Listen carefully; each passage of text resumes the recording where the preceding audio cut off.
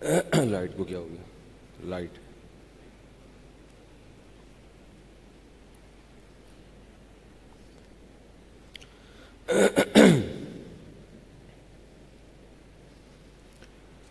الحمد لله نحمده ونستعينه ونستغفره ونؤمن به ونتوكل عليه ونعوذ بالله من شرور أنفسنا ومن سيئات أعمالنا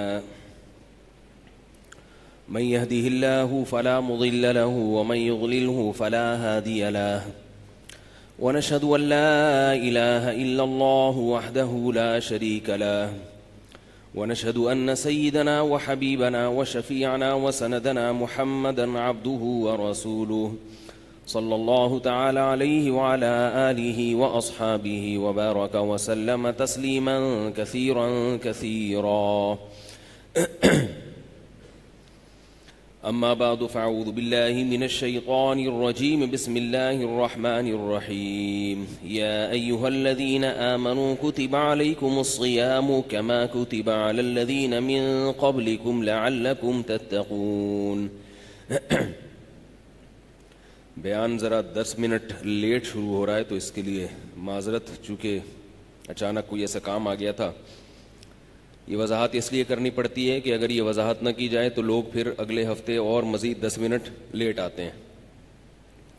تو بیان کا جو ٹائم ہے وہ 1:30 سے لے کر 1:35 تک ہے، تو آج ذرا تاخیر ہو گئی.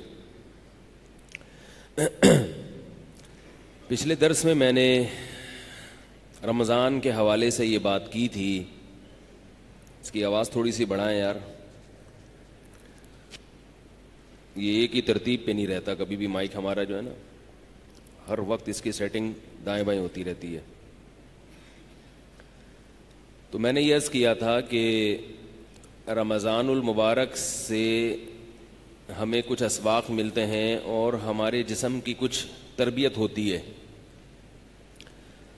تو ہم چاہیں تو اس تربیت کا پورے سال ہم فائدہ اٹھا سکتے ہیں.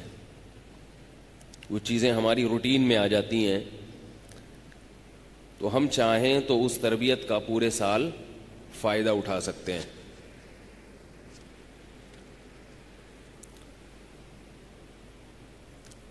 اس کی میں نے ایک مثال دی تھی کہ کم کھانے کی عادت، ہم اگر چاہیں تو رمضان کے بعد ہمیں رمضان میں جو بھوکا اور پیاسا رہنے کی عادت پڑ چکی ہے اس کو مینٹین کر سکتے ہیں. کیا خیال ہے؟ غلط تو نہیں کہہ رہا بھائی؟ رمضان میں تو ہم بھوکے بھی رہتے ہیں اور پیاسے بھی رہتے ہیں. عادت ہو جاتی ہے نا. جس نے 29 یا 30 روزے رکھے ہوں اس کو بھوک اور پیاس برداشت کرنے کی عادت ہو جاتی ہے. بعض چیزیں لاشعور میں ہوتی ہیں، ہمیں پتہ نہیں ہوتا کہ وہ ہو رہی ہیں. آپ کہیں گے نہیں ہمیں تو عادت نہیں ہے، ہمیں تو ابھی بھی بھوک لگتی ہے، پیاس لگتی ہے، ہم سے برداشت نہیں ہوتا. ہوتا ہے، آپ بھول گئے ہیں. کچھ چیزیں ایسی ہوتی ہیں، کوئی مشقیں، کچھ پریکٹسز ایسی ہوتی ہیں کہ وہ جب کی جائیں تو وہ خود بخود جسم اس کا عادی ہوتا ہے. تو رمضان میں ہمیں عادت ہو جاتی ہے بھوک اور پیاس کو برداشت کرنے کی. ٹھیک ہے نا؟ اب مسئلہ یہ ہے کہ ہم اگر چاہیں تو رمضان کے بعد بھی اس عادت کو برقرار رکھ سکتے ہیں اور کم کھانے کی عادت ڈال سکتے ہیں. کیونکہ ہمیں ویسا بھوکا پیاسا تو نہیں رہنا پڑے گا رمضان کے بعد.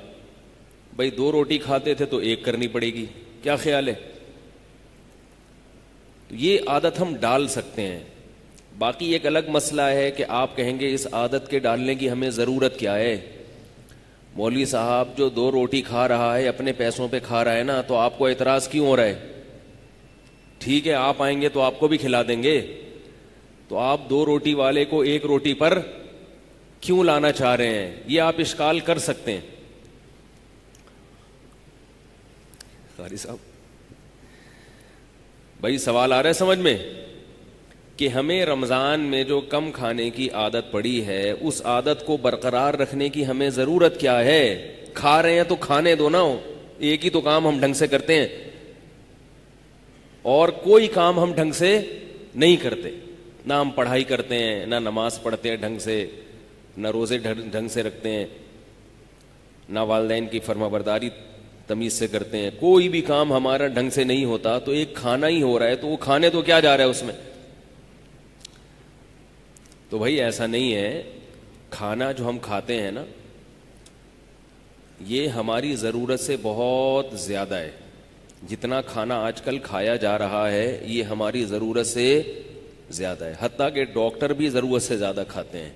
کہیں آپ ڈاکٹروں کو دیکھ کے یہ سمجھیں کہ یہ لوگ سنت کے مطابق کھاتے ہوں گے، ایسا نہیں ہے. اور یاد رکھو ہر چیز میں ہر ڈاکٹر کی تحقیق نہیں ہوتی. بعض لوگ میرا بیان سننے کے بعد ڈاکٹر صاحب سے پوچھتے ہیں کہ کیا ہم کم کھائیں؟ ڈاکٹر کہتے ہیں نہیں، جتنا کھا رہے ہو کھاؤ، کوئی نقصان نہیں ہے کھانے کا. بھوک لگ رہی ہے تو جتنا کھا سکتے ہو، پیٹ بھر جائے تو چھوڑ دو. تو یہ بات خوب یاد رکھیں، ڈاکٹروں کو بھی، ہر ڈاکٹر کو ہر چیز میں مہارت نہیں ہوتی. ہاں بعض ڈاکٹروں کو ہوتی ہے، اور یہ ہے بعض ڈاکٹر ہی کہتے ہیں کہ کم کھانا چاہیے. اور سب سے بڑی بات یہ کہ جہاں ڈاکٹروں کی تحقیق میں اور وحی کی تحقیق میں اللہ کی باتوں میں اختلاف ہوگا تو ہم کس کی بات کو لیں گے؟ کیونکہ اللہ کی بات غلط نہیں ہو سکتی، اللہ کی بات غلط نہیں ہو سکتی. میں نے ایک کزن میرج سے متعلق ایک بیان کیا تھا کہ کزن میرج کا رواج ڈالنا چاہیے کیونکہ شریعت اس کی ترغیب دیتی ہے. وہ ترغیب کس طرح سے دیتی ہے ابھی تو میں اس پہ بیان نہیں کروں گا ورنہ موضوع چینج ہو جائے گا. تو اس پہ بعض لوگوں نے کہا کہ میڈیکل سائنس یہ کہتی ہے کہ کزن میرج میں معذور بچے پیدا ہوتے ہیں. ٹھیک ہے نا، یہ آج کل ایک مشہور کیا ہوا ہے. اور بعض لوگوں نے یہ بھی کہا کہ مفتی صاحب کی میڈیکل سائنس پہ ریسرچ نہیں ہے، اگر ان کی ریسرچ ہوتی تو یہ بات نہ کرتے. ایسا نہیں ہے، مجھے پتا ہے کہ ڈاکٹر یہ کہتے ہیں کہ کزن میں نکاح سے بچے معذور پیدا ہوتے، مجھے پتا ہے، پھر بھی میں کہتا ہوں کہ کزن میرج کو رواج بول لو یار دینا چاہیے. باقی ڈاکٹر ایسا کیوں کہتے ہیں تو کہنے دیں، ڈاکٹروں کہنے دیں، اس سے کیا ہوتا ہے؟ باقی ساری باتیں ڈاکٹروں کی مانتے ہیں آپ تو کہنے دیں ڈاکٹر کو، کچھ بھی نہیں ہوتا. چچا زاد، پھوپھی زاد، خالہ زاد، ماموں زاد، یہ ان بہنوں سے، جو بہن ہے نہیں حقیقت میں لیکن مجازن بہن کہا جاتا ہے قریبی رشتے کی وجہ سے، ان میں نکاح کو رواج دینا چاہیے. اس میں بہت سارے فضائل ہیں اس کے. پہلی بات، قرآن مجید نے الگ سے پروٹوکول دیا ہے ان 4 رشتوں کو. جہاں اللہ نے نکاح کو حلال کیا نا، نبی کو کہا کہ ہم نے آپ کے لیے بہت سی عورتیں حلال کی ہیں، ان میں اللہ نے الگ سے ان 4 عورتوں کا ذکر کیا. وَبَنَاتِ عَمِّكَ، اے نبی آپ کے لیے آپ کی پھوپھی کی بیٹیاں بھی حلال، یعنی آپ کے چچا کی بیٹیاں بھی حلال. وَبَنَاتِ عَمَّاتِكَ، اور آپ کی پھوپھی کی بیٹیاں بھی حلال. وَبَنَاتِ خَالِكَ، اور آپ کے ماموں کی بیٹیاں بھی آپ کے لیے حلال. وَبَنَاتِ خَالَاتِكَ، اور آپ کی خالہ کی بیٹیاں بھی. تو ان کو الگ سے ہائی لائٹ کیا جا رہا ہے، کوئی تو حکمت ہوگی نا. یہی کہ بھئی یہ تو ہے ہی، ہمارے حضرت فرمایا کرتے تھے کہ یہ تو رشتے اللہ نے پیدا ہی شادی کے لیے کیے ہیں. جو رشتے اللہ نے پیدا ہی شادی کے لیے کیے ہوں، کیا ان کو اللہ لنگڑے لولے بچے پیدا کرنے کے لیے کرے گا؟ ہے بھائی؟ کیا ہو گیا؟ وہ اس لیے پیدا کرے گا تاکہ لنگڑے لولے بچے پیدا ہوں؟ ایسا تھوڑی ہوگا. دوسرا مسئلہ یہ ہے کہ ان میں نکاح میں ایک اور فائدہ ہے، صلہ رحمی. رشتہ داری کیا ہوتی ہے؟ بولو نا، مضبوط. اور رشتہ داری جوڑنا شریعت کا حکم ہے یا نہیں ہے؟ اتنی بڑی فضیلت، نماز روزے کی طرح فرض ہے رشتہ داری جوڑنا. اس سے رشتہ کیا ہو جاتا ہے؟ بہت مضبوط. نبی صلی اللہ علیہ وسلم رشتہ جوڑنے کا بڑا خیال کیا کرتے تھے، بہت خیال. تیسرا فائدہ اس میں یہ ہے کہ شریعت میں لڑکی کا جو نکاح ہے اس میں اس کا اہتمام کیا گیا ہے کہ غیر کفو میں نہ ہو. غیر کفو کا مطلب ہے کہ لڑکا لڑکی کے پیرلل یا اس سے برتر ہونا چاہیے، اس سے کمتر نہیں ہونا چاہیے، خاندانی لحاظ سے خاص طور پہ. بھائی جس خاندان سے لڑکی کا تعلق ہے، لڑکا ویسے ہی خاندان سے بلونگ کرتا ہو. کرتا تو اردو میں ہی ہوگا, لیکن آج کل انگلش میں کیا کرتا ہو, وہ بلونگ کرتا ہو. کس خاندان سے؟ ایسے خاندان سے جو لڑکی کے برابر ہو یا اس سے افضل ہو, اس سے نیچے نہ ہو. اسلام میں ذات پات کا فرق نہیں ہے, لیکن نکاح کے لیے اس کا خیال کیا گیا ہے کہ لڑکی اونچے خاندان سے کسی کمتر لوگوں میں نہیں جانی چاہیے, ورنہ کس کا نقصان ہے؟ بولو نا, لڑکی کا نقصان. کیونکہ لڑکی نے ماتحت بننا ہے نا شوہر کے, تو ماتحت ایسے ہی شخصیت کے بنا جاتا ہے جو آپ ذہنی طور پر اس کو اپنے سے برتر مان رہے ہو. اگر وہ بھنگی چماروں میں چلی گئی, بڑے اونچے خاندان سے چلی گئی, کہاں؟ بھنگیوں کے خاندان میں, اور آپ کہیں کہ چونکہ وہ بھنگی مسلمان ہے, کلمہ پڑھتا ہے, تو کوئی بات نہیں, ٹھیک ہے, کلمہ پڑھتا ہے, مسلمان ہے, چاہے جو بھی ہو, لیکن لڑکی ذہنی طور پر اپنے شوہر کو اپنے سر کا تاج نہیں بنائے گی, اطاعت نہیں کرے گی, اس کو برتری کا احساس ہوگا. میں اونچی اور یہ کیا, میں اس کی کیوں مانوں؟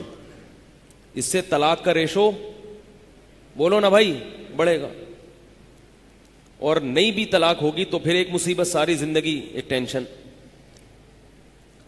تو یہ جو چچا زاد, پھوپھی زاد, خالہ زاد, مامو زاد بھائی کے رشتے ہیں, یہ سارے کفو ہوتے ہیں خاندانی اعتبار سے.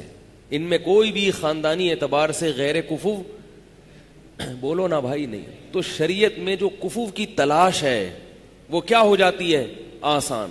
بھئی یہ تو اپنے ہی خاندان کا ہے, تو خاندان کی تو اب بات ایک پوائنٹ تو کم ہو گیا نا. جو بھائی کتنے نمبر لگائے جاتے ہیں نا, کیا کیا دیکھا جاتا ہے, تو ایک نمبر تو شریعت نے حل کر دیا نا کزن میرج کے ذریعے.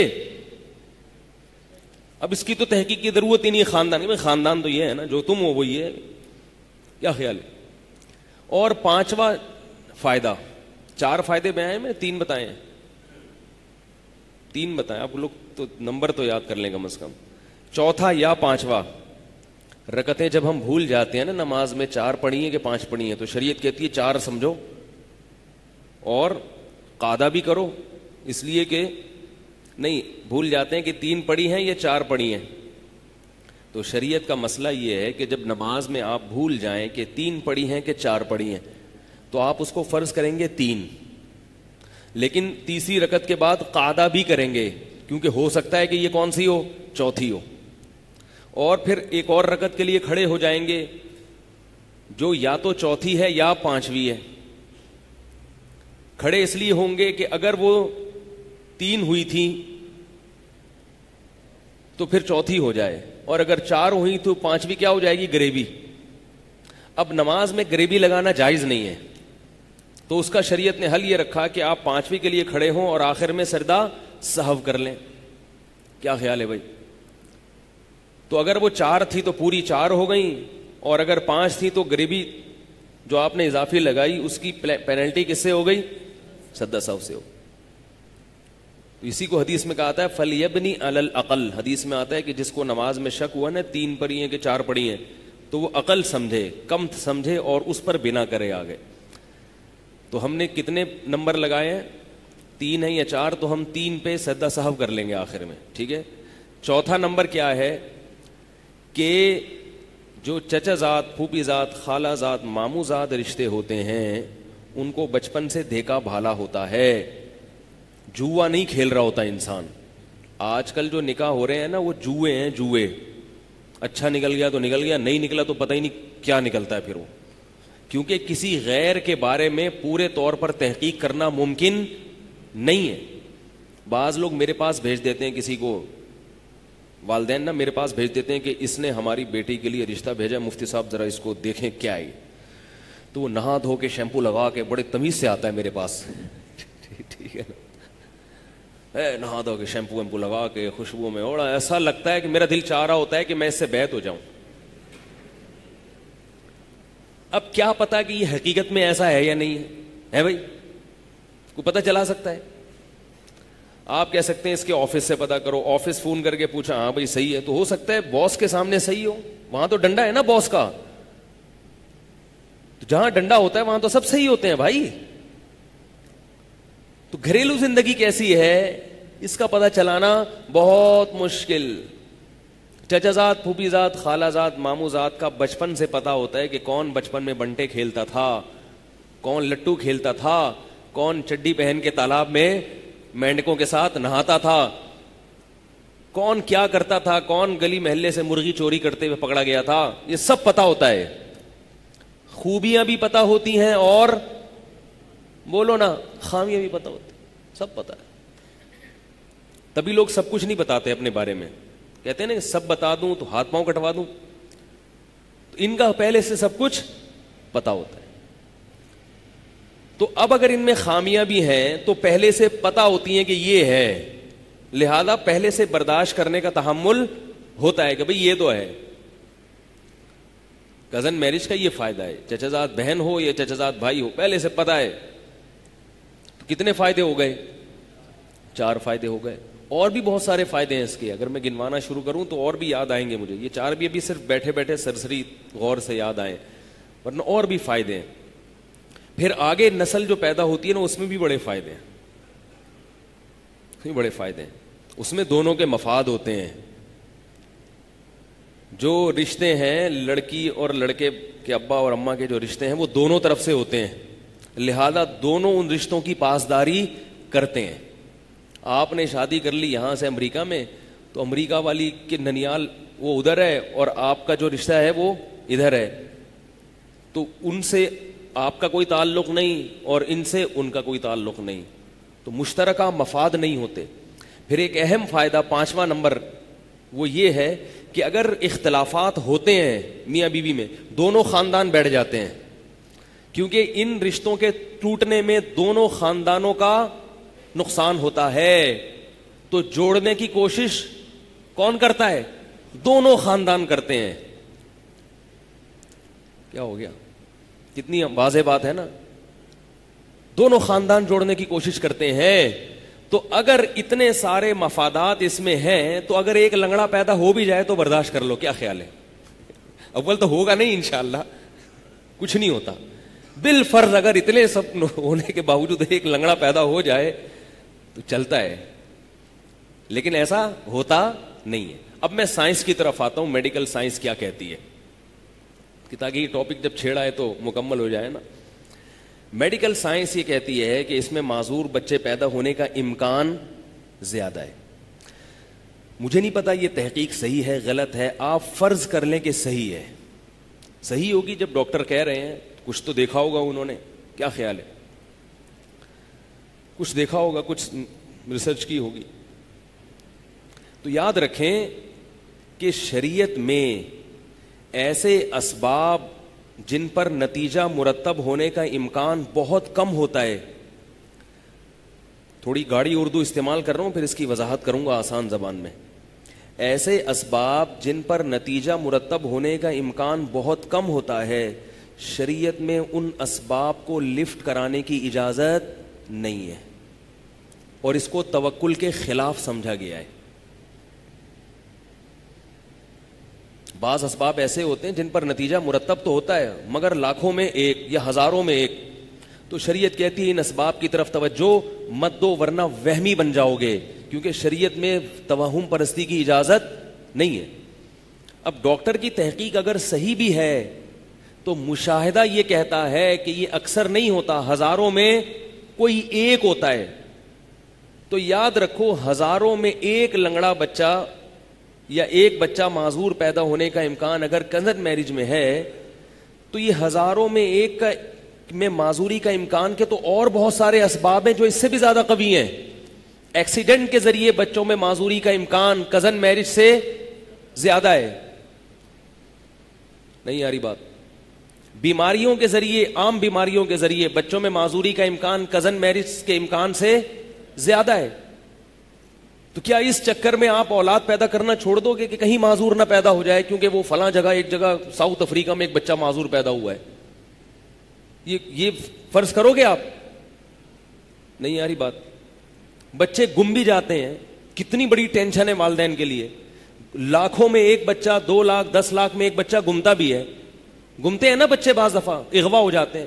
اس چکر میں آپ اولاد پیدا نہ کرو کہ کہیں اغوا نہ ہو جائے. تو شریعت آپ کو کہے گی وہمی. کیا کہے گی؟ پاگل ہے، وہمی ہے، سٹھیایا ہوا ہے. جیسے ڈاکٹروں کی ڈاکٹری ایک دلیل ہے, سائنس کی تحقیق ایک دلیل ہے, تو مشاہدہ بھی تو ایک دلیل ہے نا. ہم دیکھ رہے ہیں کہ بچوں کو آپ صبح وین میں بٹھاتے ہیں, گاڑی میں, کنوینس میں, بعض دفعہ ان گاڑیوں کا ایکسیڈنٹ ہو جاتا ہے, اور یہ بہت ہوتا ہے کیونکہ صبح صبح ڈرائیور جو ہے نا, جو بچوں کو کی وین لے کر اسکول جاتے ہیں, وہ بہت اسپیڈ سے بھگاتے ہیں, اور ایسے کئی کیسز ہوئے ہیں. لیکن ہزاروں وین میں سے کوئی ایک وین ہوتی ہے جس کا ایکسیڈنٹ ہوتا ہے. آپ اس احتمال کی وجہ سے کیا بچے کو اسکول بھیجنا چھوڑ دیتے ہو؟ ظاہر ہے یہ رسک لینا پڑتا ہے بھائی, یہ تو ہوتا ہے. تو جتنا امکان بچے کے ایکسیڈنٹ ہونے کا ہے, اس سے بھی کم امکان کزن میرج کے نتیجے میں معذور بچہ پیدا ہونے کا ہے. ایک بات تو یہ. دوسرا, کزن میرج کے نتیجے میں اگر معذور بچہ بالفرض پیدا ہوا تو یہ بھی یقینی نہیں ہے کہ یہ کزن کی وجہ سے ہوا ہے, یہ ویسا ہی ہوا ہے. لیکن جو وہمی لوگ ہیں وہ اس کو کس کھاتے میں ڈال دیں گے؟ Cousin marriage. تو بھائی انگریزوں کا حساب کتاب الگ ہے, وہ اللہ کو نہیں مانتے. اللہ پہ توکل کیا ہوتا ہے اس لفظ سے وہ آشنا نہیں ہے. وہ تو احتیاط کے قائل ہیں, تو احتیاط میں وہ اتنے پاگل ہو جاتے ہیں کہ مائیکل جیکسن نے ہاتھ پہ کیا باندھے ہوئے تھے؟ دستانے, تاکہ کسی کے جراثیم میرے ہاتھ پر نہ لگیں. اب آپ مائیکل جیکسن کو سمجھا سکتے ہو کہ ہاتھ اتار کے مسافہ کیا کرو؟ وہ بھی دلیل دے گا کہ میڈیکل سائنس یہ کہتی ہے کہ جراثیم ہاتھ کے ذریعے ہاتھ میں ٹرانسفر ہوتے ہیں, اور اس کی رپورٹیں پیش کر دے گا وہ. تو آپ کے پاس کیا جواب ہوگا؟ وہ کہے گا بھائی فلاں سن میں 1920 میں یو کے میں ایک آدمی نے کسی کو ہاتھ ملایا تھا, رپورٹ یہ کہتی ہے, تو جراثیم اس کے ٹرانسفر ہوئے تھے اور وہ مر گیا تھا. تو جب یہ امکان ہے, خارش تو لگ سکتی ہے نا, خارش زدہ آدمی کو آپ ہاتھ لگائیں گے تو امکان ہے نا خارش لگنے کا, بلکہ اس کے ساتھ بیٹھیں گے تو خارش لگنے کا امکان ہے, وہ چھینکے گا تو نزلہ لگنے کا امکان ہے, زکام کا امکان ہے. تو کیا ان امکانات کی وجہ سے مسافہ کرنا مسلمان چھوڑ سکتا ہے؟ اور گرین والے عید کے دن 3 دفعہ گلے ملنا چھوڑ سکتے ہیں؟ ہے بھائی, فیضان مدینہ والے عید کے دن 3 دفعہ گلے ملتے ہیں. تو کیا وہ یہ مان لیں گے یہ بات کہ بھائی مائیکل جیکسن تو گلے ملنا تو دور کی بات, وہ تو ہاتھ ملانے سے پہلے ہاتھ پہ کپڑا چڑھا رہا ہے, ذرا سے اس کے سامنے کوئی مائیکل جیکسن کے سامنے اگر چھینک دے نا, یہ دائرہ اسلام سے خارج ان کے نظر میں. یعنی جو ہاتھ ملانے پر آمادہ نہیں ہے اس کے سامنے آپ اگر چھینک دیں گے تو وہ تو آپ کا بیڑا غرق کر دے گا, بولے گا میں تو کب سے احتیاط کر رہا ہوں اور چھینک رہے ہو. تو میڈیکل سائنس تو یہ بھی کہتی ہے, لیکن شریعت اس کو کیا قرار دیتی ہے؟ توہم پرستی. شریعت کہتی ہے وہ 1901 میں ایک آدمی نے فلاں سے مسافہ کیا تھا تو مر گیا تھا, 1901 سے اب تک کروڑوں لوگ کروڑوں سے گلے مل رہے ہیں اور نہیں مر رہے. تو ان کروڑوں کو دیکھو گے یا 4-6 واقعات کو دیکھو گے؟ بھائی سمجھ لو کیا کہنا چاہ رہا ہوں میں. ہم صبح و شام مسافے کرتے ہیں, اور ہو سکتا ہے ہم میں بہت سے لوگ مرے بھی ہوں, ہمیں پتہ ہی نہ ہو. تحقیق کرے تو وہ مردے سے اٹھا کے پوچھیں گے تو مردہ کہے گا میں نے وہ فلاں سے گلے ملا تھا تو وہ جراثیم ٹرانسفر ہو گئے تھے. تو ہم جواب میں کیا کہیں گے؟ بس یار مرنا تھا تو ہو گئے, اب یہ تھوڑی کہ گلے ملنا ہی چھوڑ دو. تو پاگل پنے والی باتیں ہو جائیں گی. ہاں جزام کا مریض ہے, کوڑ کا مریض ہے, اس سے گلے نہ ملیں, یا پھوڑے پھنسیاں بہت زیادہ نکلے ہوئے ہیں تو بھی گلے مل لیں آپ, گلوں سے کچھ نہیں ہوگا, بس زیادہ فری نہ ہو اس سے. اس کے پھوڑے باقاعدہ سونگ رہے ہیں آپ, یہ غلط ہو جائے گا. یہ ضرورت ہے, اس کی ضرورت بھی نہیں ہے. آ رہی ہے بات سمجھ میں کیا کہنا چاہ رہا ہوں؟ تو شریعت میں ہمیں اسباب اختیار کرنے کا حکم ہے, مگر اسباب اعتدال کے ساتھ اختیار کرنے کا حکم ہے. اسباب میں غلو اختیار کرنے کی اجازت, بولو بھائی, نہیں ہے. یہ جو لوگ کہتے ہیں نا کہ اسباب اختیار کرو پھر اللہ پہ توکل کرو, بات تو صحیح ہے, لیکن کون سے اسباب؟ جو معتدل اسباب ہوتے ہیں. وہمی بن کے اسباب اختیار کرنا, اس کی ایک مثال دیتا ہوں آپ کو. آپ کی شاپ ہے, آپ نے دیکھا کہ ڈاکہ پڑا کسی دکان پہ, آپ کو خبر ملی, آپ نے کیا کیا؟ آپ نے اس شاپ پہ موٹا تالا ڈال دیا. بلکہ میں شروع سے لے کے چلتا ہوں تاکہ جو بات میں سمجھانا چاہ رہا ہوں وہ مثال سے اچھی طرح سمجھ میں آ جائے. یہ میری باتیں سن کے سمجھ لو, اس سے آپ کو دنیا میں بھی سکون ملے گا. خاص طور پہ جو ہمارے مسلمان یورپ امریکہ میں رہتے ہیں وہ بالکل پاگل ہو جاتے ہیں, اور جو لبرل طبقہ ہے نا, جو مذہب سے دور بھاگتا ہے, وہ تو بالکل اس کو تو سائیکولوجسٹ کے پاس لے جانا پڑتا ہے, سائیکیٹرک کے پاس لے جانا پڑتا ہے. وہ تو اتنے پاگل ہو جاتے ہیں, یہ بھی نہیں, یہ بھی نہیں, یہ بھی نہیں, یہ بھی نہیں. او بھائی کیا کر رہے ہو تم؟ ایک دفعہ میں اپنے بچے کو لے گیا ڈاکٹر کے پاس, اسے کوئی بیماری تھی, بچہ 8-9 سال کا تھا. ڈاکٹر نے کہا اس کو حفاظتی ٹیکے تمام لگوائے ہیں آپ نے, ویکسینیشن مکمل ہوئی؟ میں نے کہا نہیں ہوئی. ڈاکٹر 6 فٹ اچھلا ہے اوپر, دھڑام سے, کیا کر رہے ہو آپ بچوں کے ساتھ ظلم, کیا کر رہے ہو, کیا ہو رہا ہے یہ؟ میں نے کہا میرے ماشاءاللہ 11 بچے ہیں, ایک کی بھی ویکسینیشن نہیں ہوئی, تو آپ کو تو 11 دفعہ کم از کم 6 فٹ اچھلنا چاہیے. اور بچے کو ویکسینیشن نہ ہونے سے اتنا نقصان نہیں ہوگا لیکن جتنا آپ کو 6 فٹ اچھلنے سے جو نقصان ہو رہا ہے اور ٹینشن لینے سے جو نقصان ہو رہا ہے. اور میرے بچے کو نہیں لگی, اس پر آپ اتنی ٹینشن لے رہے ہو. اس کو میں نے کہا نہیں, میرے دل میں یہ باتیں آ رہی تھی کہ کہتا تو وہ 12 فٹ اچھلتے, پھر ابھی تو 6 فٹ پہ غنیمت ہے, ٹانگ مانگ ہڈی پٹی سلین ٹوٹی ان کی. اگر میرے بچے کو نہیں لگا, اس پہ ڈاکٹر اتنا اچھل رہا ہے, تو ڈاکٹر کے اپنے بچے کو اگر نہ لگا ہوتا تو مر چکا ہوتا. تو اب آپ بتاؤ ٹیکا نہ لگنے سے اتنا بڑا نقصان ہوا جتنا اس ڈاکٹر کو ٹیکا نہ لگنے کے تصور سے ہو رہا ہے. کہنے لگے تم مانتے نہیں ہو حفاظتی ٹیکوں کو؟ میں نے کہا مانتے ہیں ڈاکٹر صاحب, ویکسینیشن ہے, ڈاکٹروں کی ایک ایجاد ہے, لگ جائے اچھی بات ہے, نہیں لگے تو اتنا پاگل ہونے کی ضرورت, بھائی لگ جائے تو اچھی بات ہے, ٹھیک ہے لگا دیے, خناق کا, تپے دکا اور پتہ نہیں اس کے کولے پہ جتنے ٹیکوں کی گنجائش ہے آپ ٹھوک دیں, مجھے کوئی اعتراض نہیں ہے. لیکن اگر کسی بچے کے نہیں لگے, اتنا پاگل ہونا کہ ہائے کیا ہو گیا, ہائے کیا, یہ آپ کے پاگل ہونے کی دلیل ہے. آپ کو ایک ٹیکے کی ضرورت ہے جس میں ایسے جراثیم ہوں جو خون میں جاتے ہی آپ کی طبیعت میں اطمینان اور وقار پیدا کریں اور آپ کی مینٹل اپروچ کو بڑھا دیں. آدم علیہ السلام کے زمانے سے لے کر آج تک بچے جو پیدا ہو رہے تھے بغیر ٹیکوں کے ہو رہے تھے. وہ بھائی قدرت کی سیٹنگ ہے, اللہ نے سب سسٹم پہلے سے رکھا ہوا ہے. میں نے تو اس لیے نہیں اپنے بچوں کو لگائے تاکہ لوگوں کے ذہن, میں اس کا قائل ہوں لگا لیں آپ لوگ, میں منع نہیں کر رہا. کہیں کچھ کسی بچے کو کچھ ہو گیا میرے کھاتے میں لا کے ڈال دیں گے, اس نے بولا تھا, آپ لگا دیں اپنے بچوں کو, میں منع نہیں کرتا. اور یقیناً اس کے فائدے بھی ہوں گے, میں اس کا بھی منکر نہیں ہوں. لیکن یہ جو اتنا زیادہ غلو گویا اللہ کا نظام ہی غلط ہو گیا ہے. اللہ جو انسان کو پیدا کر رہا ہے اس نے کوئی سسٹم نہیں رکھا بچے کے جسم میں. بچہ جیسے بیماریاں لے کے آتا ہے, بیماریوں کے خلاف دفاع کی قوت بھی لے کے آتا, پھر بھی احتیاطاً کوئی لگا دے تو ہمیں اعتراض نہیں ہے, لگا لیں آپ لوگ, کوئی مسئلہ نہیں ہے. تو لیکن اس کو فرض واجب نہ سمجھیں, نہیں لگنے سے کچھ بھی نہیں ہوتا. صلاح الدین ایوبی کے کتنے ٹیکے لگے تھے جو اس نے بیت المقدس فتح کیا, کتنی طاقت تھی اس کے بازوؤں میں. اگر کسی نے کوئی ڈاکومنٹری دیکھنی ہے نا, فلمیں چھوڑ دو, یہ جو مسلمانوں کی تاریخی ڈاکومنٹریز ہیں جو آتھینٹک ہیں وہ دیکھا کریں. صلاح الدین ایوبی پر عربوں نے ایک فلم بنائی ہے, عربوں نے, کسی اور کی نہ دیکھیں, مصر نے بنائی ہے یا عمان نے, کئی گھنٹے کی ہے, وہ آپ دیکھیں, اس میں بے حیائی نہیں ہے. اور اگر اللہ نہ کرے کوئی بے حیائی کا سین آتا ہے تو اسے فوراً گزار دیں, اول تو ہے نہیں اس میں, وہ عربوں نے بنائی ہے علماء کی نگرانی میں. وہ آپ دیکھیں تو آپ کو پتہ چلے گا کہ مسلمانوں کا ماضی, بولو بھائی کیا تھا, مسلمانوں کا ماضی کیا تھا اور ہم کیا ہو گئے. وہی دیکھیں, اس کے علاوہ ایسا نہ ہو کہ وہ دیکھتے دیکھتے کچھ اور دیکھنا شروع کر دیں. تو آپ کو مسلمان فاتحین ملیں گے, کتنے پاورفل ہوتے تھے, کتنے طاقتور ہوتے تھے. کسی کے کوئی ٹیکا, فارمی مرغی کے کتنے ٹیکے لگتے ہیں اور دیسی مرغی کے لگتا ہے کوئی. نیچرل لائف گزارو, بچوں کو بسکٹوں سے دور رکھو, بچوں کو یہ تیل تلی ہوئی چیزیں, پاپڑ کھلا رہے ہو اور پھر پتہ نہیں کیا کھلا رہے ہو, ان چیزیں دور رکھو, انشاءاللہ بچہ فٹ رہے گا.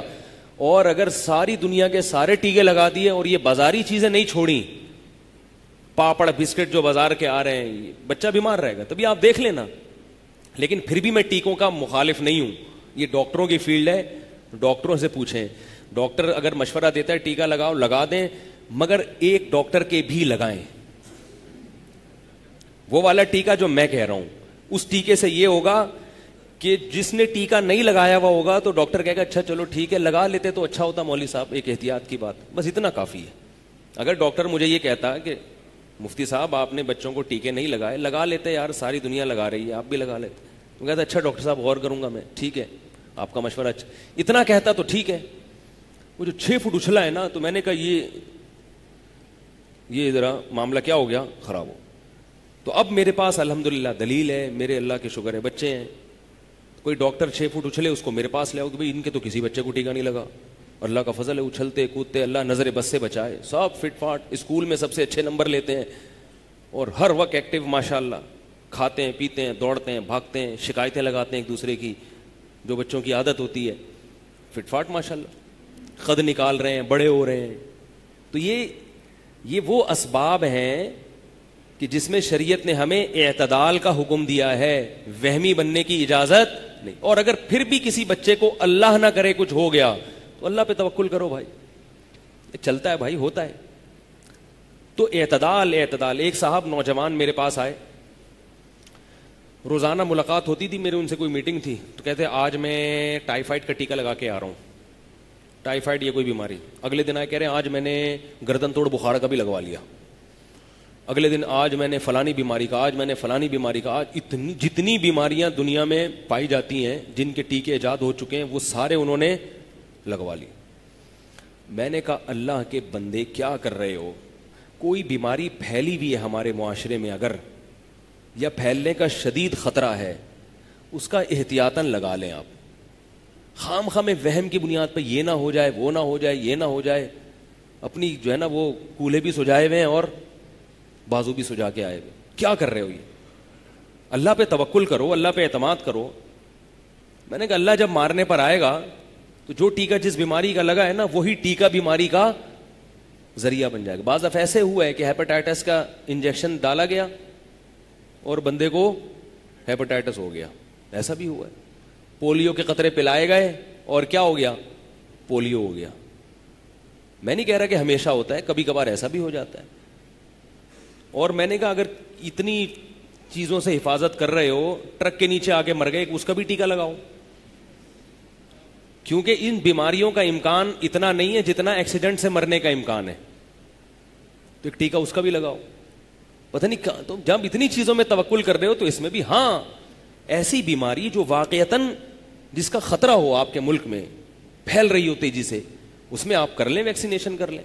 اسی طرح جو لوگ حج عمرے پہ جاتے ہیں تو زکام لازمی ہوتا ہے, اللہ ماشاءاللہ, کیونکہ وہاں مجمع اتنا زیادہ ہوتا ہے کہ وہ پتہ نہیں کیسے کیسے بعض مریض بھی دنیا سے آئے ہوئے ہوتے ہیں. تو اس میں انسان احتیاطاً زکام کا ٹیکا لگا لے تو ٹھیک ہے, کیونکہ وہاں جب بیمار پڑتا ہے تو جب تک واپسی نہ ہو ٹھیک ہونے کا نام نہیں لیتا. مجھے تجربہ ہے 3-4 دفعہ کا کہ وہاں جا کے کسی کو چھینک آ گئی تو اب چھینک کا مطلب کیا, یہ کب رکے گی, جب آپ جہاز میں بیٹھ کے وہاں سے باہر نکلیں گے, کیونکہ وہاں 100 قسم کے مریض آئے ہوئے ہوتے ہیں. تو میں جو بھی حج عمرے پہ جاتا ہوں اسے کہتا ہوں اینٹی الرجی اپنے ساتھ رکھو. حالانکہ میں دواؤں کا قائل نہیں ہوں, دواؤں سے لوگوں کو دور رکھتا ہوں میں. کوئی بات نہیں, چھینک آ گئی تو برداشت کرو یار, خود ہی ٹھیک ہو جائے گی. لیکن جو حج عمرے پہ جاتا ہے تو وہاں مشاہدہ ہے, تجربہ ہے کہ زکام ہوتا ہے, الرجی ہوتی ہے, اینٹی الرجی اپنے ساتھ رکھیں. جیسے ہی پہلی چھینک آئے فوراً کھا کے سو جائیں, کیونکہ وہ آ جائے گا قابو میں. کیونکہ اگر قابو میں نہیں آیا, زکام ہو گیا, تو وہاں کا پھر زکام بڑا خطرناک ہوتا ہے. یہ تجربہ ہے, بیمار پڑ جاتے ہیں لوگ, پھر نہ حج کی ادائیگی ہوتی ہے نہ عمرے کی ادائیگی ہوتی ہے. تو ایسی کوئی کنڈیشن ہو تو ٹھیک ہے. خام خامے آپ گولیاں کھا رہے ہیں, کہیں یہ نہ ہو جائے کہیں وہ نہ ہو جائے, تو یہ وہمی ہونے کی علامت ہے. تو میں اصل موضوع کی طرف آتا ہوں, اس کی بات کر رہا تھا میں کہ میں کزن میرج کی بات کر رہا تھا. تو کزن میرج میں اگر بالفرض امکان ہے بھی لنگڑا لولا بچہ پیدا ہونے کا, تو یہ امکان 1% بھی نہیں ہوتا. اس کی دلیل یہ ہے کہ 100 کزن میرج کروائیں آپ, نتیجہ دیکھیں. بعض یہ کہتے ہیں کہ جب یہ ٹرانسفر ہوتا ہے نا کزن میرج اولاد, پھر وہ ان کی کزن میرج میں ہوگی تو جا کے ہوتا ہے, تو بھی اتنا ہی ریشو ہے جتنا میں نے بتایا. آپ میرے دونوں بڑے بھائی کی شادیاں کزن سے ہوئی ہیں, پھوپھی زاد خالہ زاد. بڑے بھائی کے بچے ماشاءاللہ 4-5 بچے ہیں, مجھے یاد نہیں 4 ہیں یا 5 ہیں, 5 میرا خیال ہے بچے ہیں. سب فٹ فاٹ ہیں, بڑے ہو گئے, لمبے لمبے. ایک سے تو میں ملا تو میں چھوٹا ہو گیا, وہ مجھ سے اونچا نکل گیا. ہمارے بیان میں ادھر ایک صاحب آتے ہیں, بڑے شوق سے بیان سنتے ہیں. کزن سے شادی کی تھی انہوں نے, آج ماشاءاللہ ان کے 8 یا 9 بیٹے ہیں, بیٹے بیٹیاں, سب بڑے بڑے لمبے تڑنگے, ذہین, پڑھائی میں آگے, صحت میں سب سے اچھے. بہت ہیں مثالیں. پہلے تو یہ ہوتی ہی شادی کزن میں تھی, باہر تصور نہیں تھا. تو کتنے دنیا میں لنگڑے ہیں, کتنا ریشو ہے, تو ہوتی یہ تھی. ہمارے ایک دوست نے کزن کے رشتے کو ٹھکرایا اس بیس پہ. دیکھو جیسے سائنسدانوں کی رپورٹیں ہوتی ہیں تو ہماری بھی تو رپورٹ ہوتی ہے نا. آپ کہہ سکتے ہیں کہ آپ کی رپورٹ معتبر نہیں ہے کیونکہ آپ سائنٹسٹ نہیں ہیں. بھائی مشاہدے والی جو رپورٹ پیش کرے گا اس میں سائنسدان ہو یا غیر سائنسدان ہو, مشاہدہ بھی ایک دلیل ہے جس سے چیزیں ثابت ہوتی ہیں. تو مشاہدے کی دلیل کوئی بھی پیش کر سکتا ہے. ہمارے ایک جاننے والے, انہوں نے کزن کے رشتے کو ٹھکرایا کہ بچے لنگڑے پیدا ہوتے ہیں, اس سے معذور پیدا ہوتے ہیں. غیروں میں شادی کی, پہلا بچہ ہی معذور پیدا ہوا ہے. نہیں یاری بات, پہلا بچہ کیا پیدا ہوا؟ معذور. میں نے کہا اچھا ہوا, یعنی اس لیے نہیں کہ اچھا ہوا کہ بچہ معذور پیدا ہوا, اچھا یہ ہوا کہ انہوں نے غیر میں کی. اگر یہ کزن میں کرتے اور بچہ یہ ایسا پیدا ہوتا تو یہ سارا کس کے کھاتے میں ڈال دیتے؟ کزن کے کھاتے میں. تو اس لیے فضول بات ہے, ڈاکٹروں کو تحقیق کرنے دیں. آپ اس تحقیق کو بالکل بھی قابل اعتبار بولو بھائی نہ سمجھ. اور اگر بالفرض بچہ معذور پیدا ہو گیا تو بولے اللہ کی قدرت تھی, جیسے کہ غیروں میں بھی ہو جاتا ہے پیدا, اس کی کچھ بھی ضرورت نہیں ہے. تو اتنا وہمی نہیں بننا چاہیے. اللہ تعالی ہم سب کو اس توہم پرستی کی دنیا سے باہر نکالے. ٹھیک ہے نا. تو میں بات کیا کر رہا تھا؟ میں بات یہ عرض کر رہا تھا, ایک اور حدیث پیش کرتا ہوں کہ اسباب میں اعتدال کا حکم, اس سے آپ کو پتہ چلے گا. نبی صلی اللہ علیہ وسلم نے فرمایا جس علاقے میں طاعون پھیلا ہو وہاں سے بھاگو مت, بھاگو مت. بھائی سب میں پھیلا ہے نا, صبر کرو. اپنا علاقہ چھوڑ کے بھاگنا, اپنے ساتھیوں کو چھوڑ کے بھاگنا غلط. لیکن فرمایا کہ اس علاقے میں جاؤ بھی مت. آپ کو پتا ہے کسی علاقے میں طاعون پھیلا ہوا ہے تو شریعت آپ کو وہاں سفر کر کے جانے سے, بھئی خام خام آزمائش اپنے اوپر مت ڈالو. سمجھ رہے ہو بات؟ اسی سے یہ بھی مسئلہ ہے کہ کوئی بیمار ہے, ٹی بی ہے, ٹی بی کے جراثیم بھی پھیلتے ہیں. جہاں نبی نے یہ فرمایا کہ جراثیم پھیلتے ہیں وہاں نبی نے یہ بھی فرمایا کہ نہیں پھیلتے. دونوں طرح کی حدیثیں ہیں. اب بعض علماء تو یعنی یہ ایک طالب علم جب یہ حدیث پڑھتا ہے تو وہ حیران ہوتا ہے کہ ایک طرف حدیث میں آ رہا ہے کہ جراثیم نہیں پھیلتے, دوسری طرف حدیث میں آ رہا ہے کہ پھیلتے ہیں. تو یہ حقیقت کیا ہے؟ یہ حقیقت وہی ہے جو میں اتنی دیر سے بیان میں سمجھانا چاہ رہا ہوں آپ کو. حدیث میں آتا ہے لا عدوا ولا طیرا, بیماریوں میں تعدی نہیں ہے. تعدی کا مطلب ایک دوسرے سے لگنا. حدیث میں کیا آتا ہے کہ بیماریاں ایک دوسرے سے نہیں لگتی. یہ صحیح حدیث ہے بخاری کی. اب آپ کہیں گے تو بالکل میڈیکل سائنس کے خلاف ہے نا, تحقیق کے خلاف, بیماریاں تو لگتی ہیں. دوسری حدیث میں آتا ہے فر من المجذومی فرارک من الاسد, جس کو جذام کی بیماری ہو اس کے قریب بولو نا بھائی مت جاؤ, ایسے دور بھاگو جیسے شیر کو دیکھ کے بھاگتے ہو. اس حدیث میں نبی نے اقرار کیا کہ جذام کی بیماری لگے گی تبھی تو بھاگنے کا حکم دیا جا رہا ہے, تبھی تو بھاگنے کا حکم دیا جا رہا ہے. اصل بات یہ ہے کہ رسول اللہ صلی اللہ علیہ وسلم اس بات کو مانتے تھے کہ بیماری لگتی ہے, مگر آپ نے جو حکم دیا نا بیماریاں نہیں لگتی, اس کا مطلب یہ ہے کہ اس معاملے میں کس پر اعتماد کرو؟ اللہ پہ اعتماد اور توکل کرو. جذام جیسا مرض جس سے بہت زیادہ خطرہ ہے لگنے کا, اس سے احتیاط کر لو. ہر بیماری کے بارے میں ذرا سا کوئی چھینک آ گئی, ذرا سا کوئی زکام ہو گیا اور یہ فرض کر لیا کہ لگے گی, تو اس میں کس پر کرو؟ اللہ پر توکل. اب توکل کا تقاضا یہ ہے کہ جس گھر میں بیماری ہے اس گھر کے افراد بیمار کو چھوڑ کے مت بھاگیں, لیکن اس گھر میں خامخواہ میں جانے کی کوشش نارمل آدمی مت کرے, کیونکہ اس گھر کے افراد بھی چھوڑ کے بھاگ جائیں گے, کل آپ پر بھی بیماری آ سکتی ہے. اور حدیث کا مطلب یہ ہے کہ بیماری نہیں لگتی. یہ والی حدیث کا مطلب یہ ہے کہ جب تک اللہ کا ارادہ نہیں ہو اس وقت تک بیماری نہیں لگتی. بعض چیزیں ایسی ہیں جو اللہ نے ارادہ کیا ہوا ہے کہ یہ کرو گے تو یہ ہوگا, بعض چیزیں ایسی اللہ نے ارادہ کیا ہوا ہے کہ یہ کرو گے تو یہ ہوگا بشرطے کہ میں چاہوں, نہیں چاہوں گا تو نہیں ہوگا.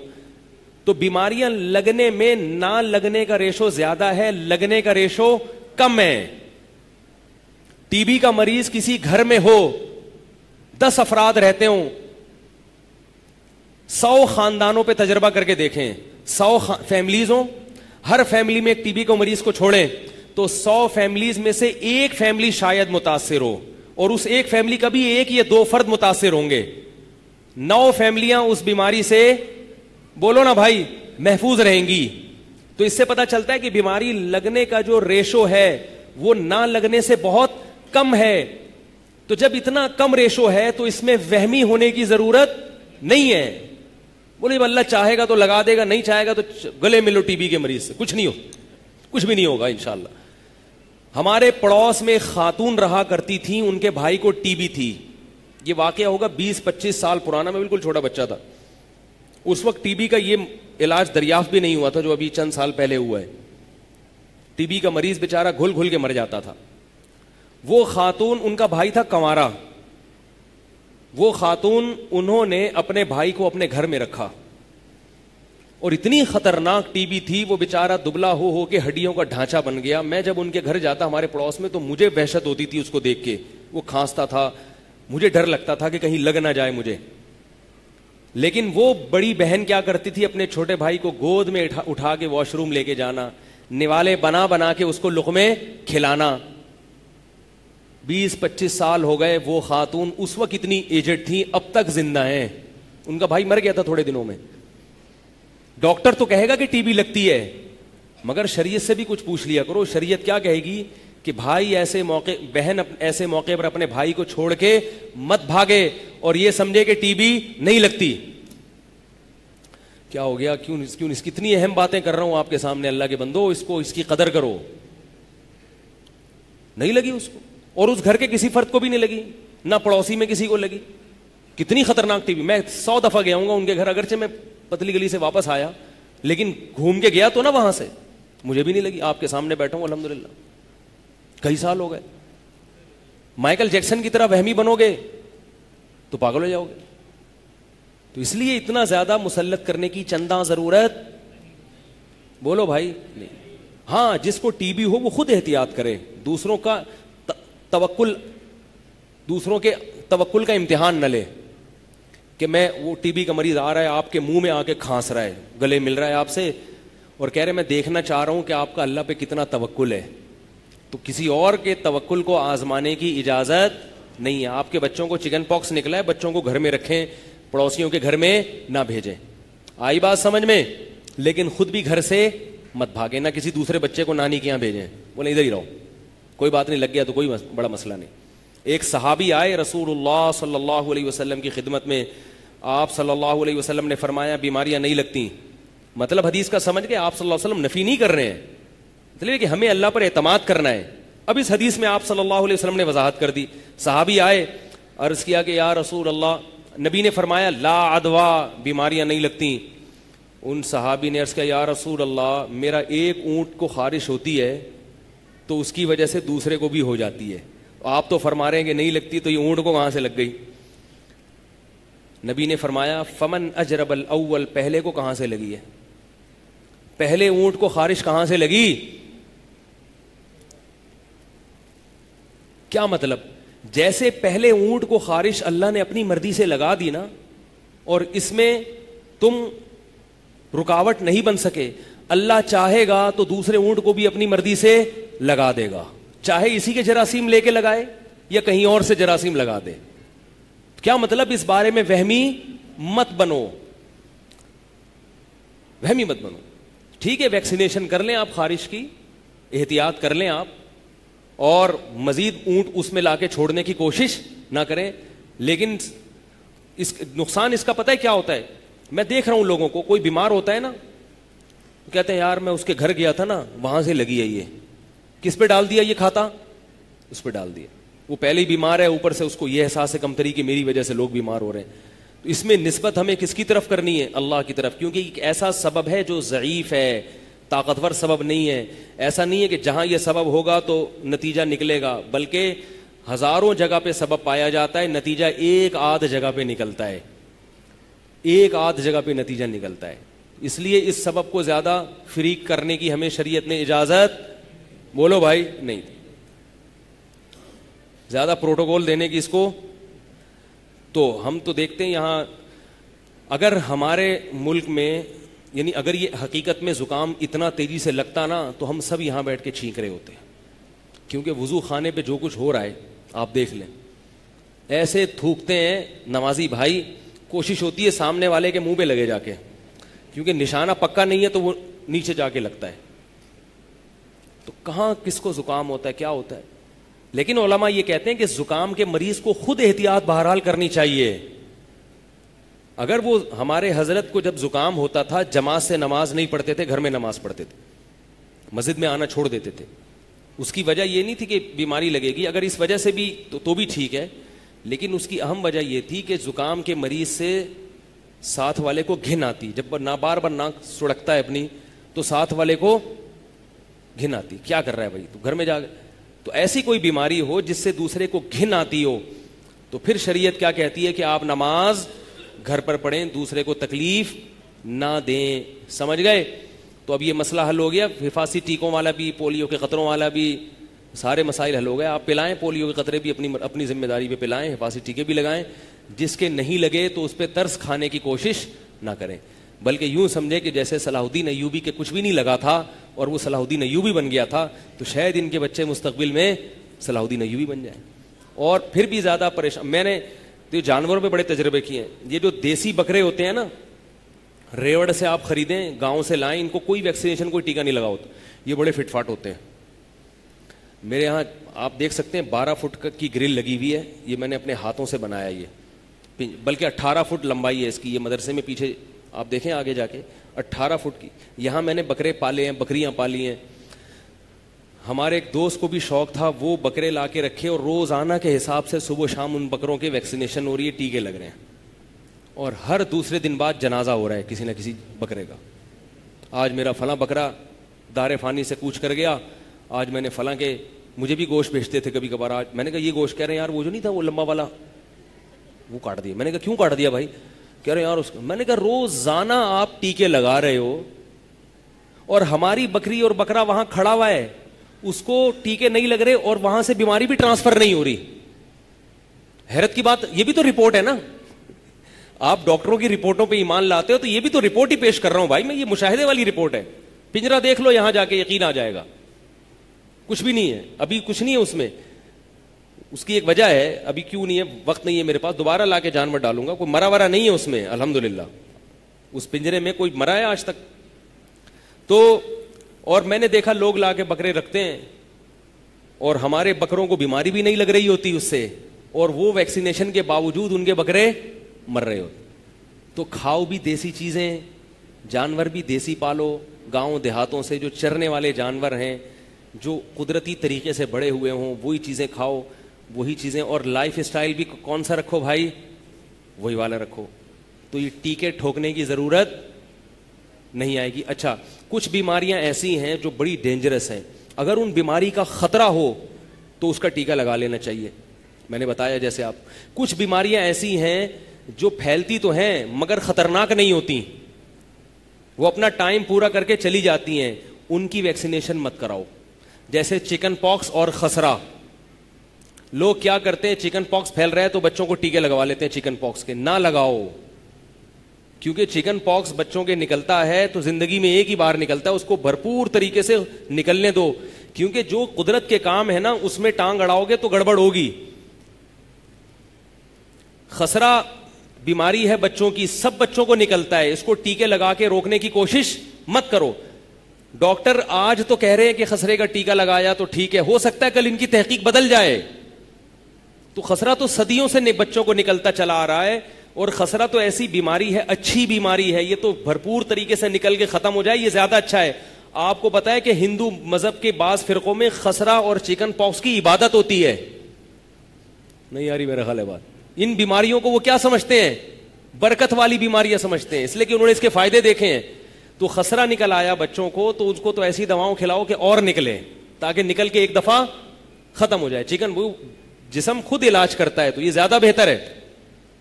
نہیں یاری میرا خیال ہے بات. اپنے بارے میں بھی ایک چھوٹی سی رپورٹ پیش کر دوں, چھوٹی سی رپورٹ. ٹھیک, میں نے ہیپاٹائٹس بی یا سی یا اے کے کبھی ٹیکے نہیں لگائے. میں نے ایک دفعہ بلڈ ٹیسٹ کروایا تو ڈاکٹر نے مجھے رپورٹ پیش کی کہ آپ کو ہیپاٹائٹس ہے, پتہ نہیں بی یا سی ہے, بہت خطرناک. تو میں ہیپاٹائٹس سے تو نہیں مرا، لیکن میں اس رپورٹ سے قریب تھا کہ دائرہ فانی سے کوچ کر جاؤں. تو میں نے کہا پھر فرض کرنے لگا کہ بھائی اگر مجھے ہے تو اب کیا ہوگا، مر جاؤں گا نا زیادہ زیادہ. تو انسان جیسے خوش رہنے کے لیے کوشش کرتا ہے نا کچھ مقدمے، تو میں نے کہا مر جائیں گے تو کیا ہوگا، مر جائیں گے، ٹھیک ہے. تو وصیت کوئی چیز تو نہیں میرے ذمہ باقی. پھر میں اپنے نفس کو تسلی دے رہا ہوں، اچھا ہے توبہ کا اللہ نے ٹائم دے دیا ہے بھائی، اور اچھا اللہ سے گڑگڑاؤ، توبہ طائب کرو، جو کسی کے لین دین ہے پورا کرو. یہ میں سوچ رہا ہوں اور بتا نہیں رہا گھر میں کسی کو بتا نہیں رہا. کون بتاتا ہے بھائی بچوں کو یتیم ہونے والے ہو. پھر اللہ کا شکر ہے رپورٹ یہ آئی کہ وہ ہیپاٹائٹس سی ہوا تھا، مگر باڈی نے اس کے خلاف لڑ کے اس پہ قابو، بولو بھائی، کر لیا. وہ خود ہی ہو گیا. اس کا فائدہ ڈاکٹر نے بتایا، اللہ نظر سے بچائے، اس کا فائدہ ڈاکٹر نے بتایا اب آپ کو مرتے دم تک ہیپاٹائٹس نہیں ہو سکتا انشاءاللہ. کیوں نہیں ہو سکتا؟ کہ باڈی نے خود اس کے خلاف فائٹ لڑی ہے، قدرتی طریقے سے علاج ہوا ہے اس کا.